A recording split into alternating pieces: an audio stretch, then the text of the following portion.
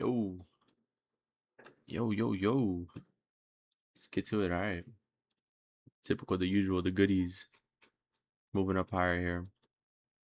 Weekly, I don't see anything. Daily, I see the goodies. I see the goodies. I see the goodies. All right. Yeah, I think we do move higher. Only reason is to target this map here. Try to this 4-hour sipping. The main reason why. It's nice. Clean draw, I should say. Clean draw. Daily here. Supported the 4-hour early, got held multiple times. So you know it's valid. Plus we're inside of a super deep discount of the range, so I would expect longs to play out after all that big movement. And then same thing really here with the 1 hour. You have just a nice clean slick draw, nice little highs up there. Of course, letting it form something of value. We do have this little sell set objective though, which the market can come and reach up into. I wouldn't be against that either, you know. 30-minute looks like it's melting. 15 can range high. 15 minutes to be holding. We didn't see this, but looks like it is gonna hold. To target lower prices here. Same thing with the counter range high. We're gonna turn this a little bit of a different color, like a teal. All right, and then we have the 15. 30-minute. We didn't really have much. We did actually have it some. 30-minute also. And then on the 5-minute change in the state. 3 minutes. Yeah. Now we're having a melting candle. No real entry here, honestly. Again, aggressive sellers down there, breaking below the range. 29,250. We're about to make a new range here. Yeah, we're probably making a new range if we break below that low.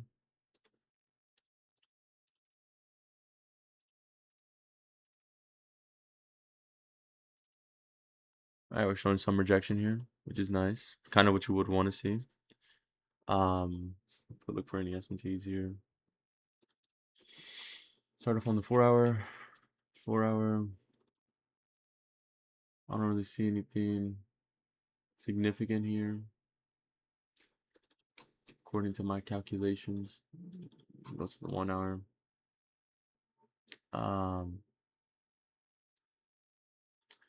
We do have some form of S&T with these lows with YM. I don't know if it's significant. We're gonna have to wait and see. Because again, YM is moving down lower, breaking past that low, while ES isn't. Go to the 15 minutes. I don't really see anything either here on the 15, really. Anything that I would. Alright, so I do see something on the 15. Let's go on the 3-minute here. 1 minute. Alright, so we only have a 1 minute for Elliott Foreman. I'm gonna take this right around here. Right here. First presented. Does look valid to me. Around 100 points. I'm just like 5 pounds. Yeah. Everything looks valid here.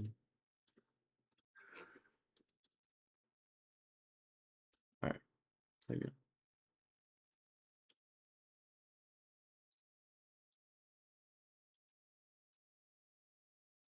Break even once we break above those highs right here.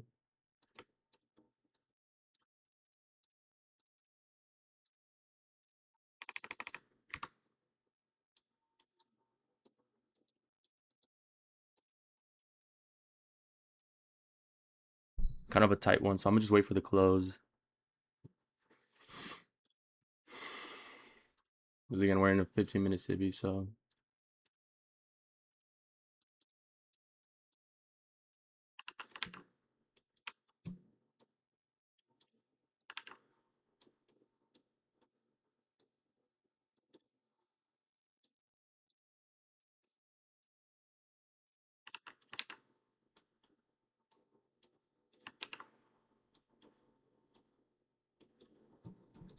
All right, you would want to see the aggressive buyer step in here after rejecting off of the value area low.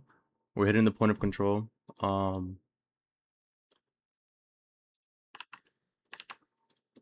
Let's see if we can get some form of rejection here. Start pushing us up higher. And then we also swept this internal low. So you would want to see the market start to displace higher here. Not show any rejection.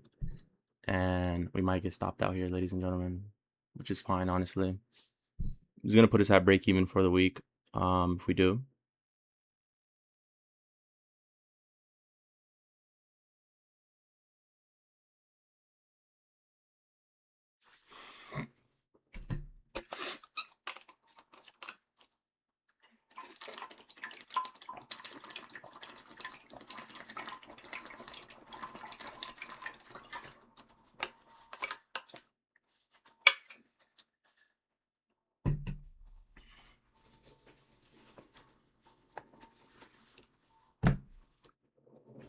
Again, you have to be comfortable with the risk.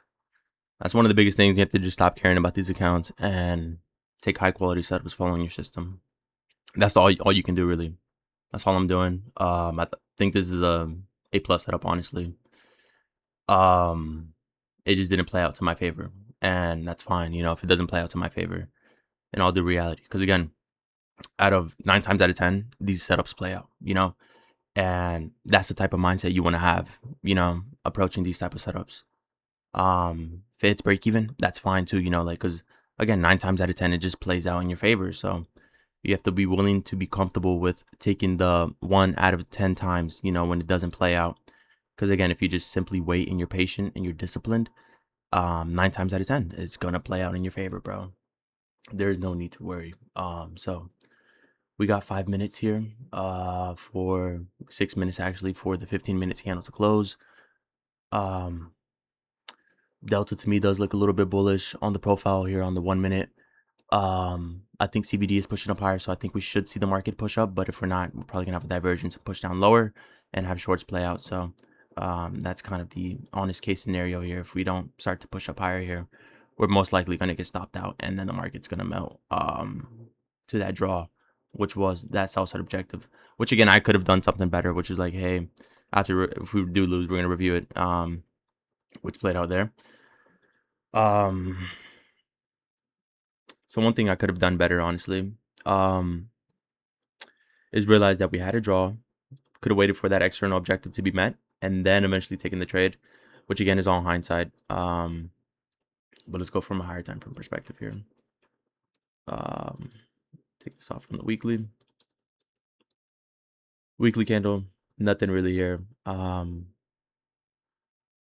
That you really see. Daily candle range low. We had that.